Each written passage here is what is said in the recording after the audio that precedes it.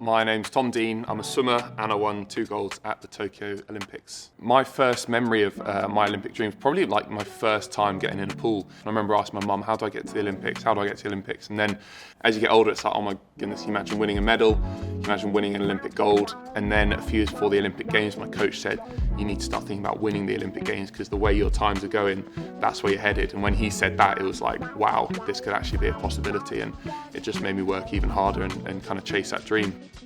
So when I was growing up, my house was absolutely crazy. Like, I've got 4 brothers and sisters, so I'm one of 5, so it's always manic in the house.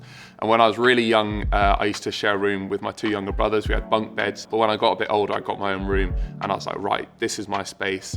You know, I'm gonna keep it as somewhere I can relax and switch off and get myself ready for training. And that's like the same today, you know, even now, I'm like, this is my own space, I want to switch off. I keep it quite minimal, I keep it really clean, I keep it really neat. In my houseplant and my lamp on my bedside table, I've got my medals. The one room in the house where it's, you know, consistent and it's calm. And that's like great to relax as well, but it's also great, you know, from a performance standpoint, because it helps me switch off and recover. And if I need to have a nap or I need to get ready for the next morning's training, you know, I've made it my own space. I think my hero growing up was definitely Michael Phelps. I did have his picture on the wall, yeah.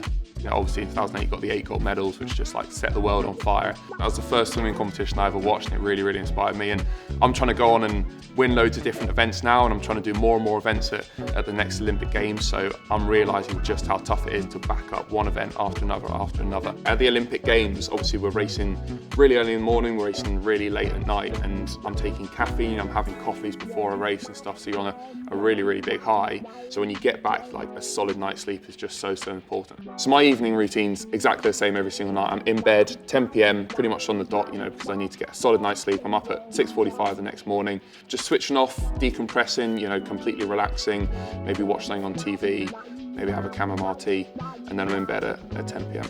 I like it completely dark, completely silent, you know, and quite a cold room, so I've always got a window open. A really comfy bed, which I'm really fortunate that I've got, just keeping it quite consistent. I know it's the same every night. I think sleep's probably the most important part of recovery. You're having 8 solid hours every single night to recover from the training you've just done and getting yourself ready for the next morning's training as well. And I do like a little nap between morning training and afternoon training. So, you know, whether it's in the middle of the day or whether it's at night, it's super, super important.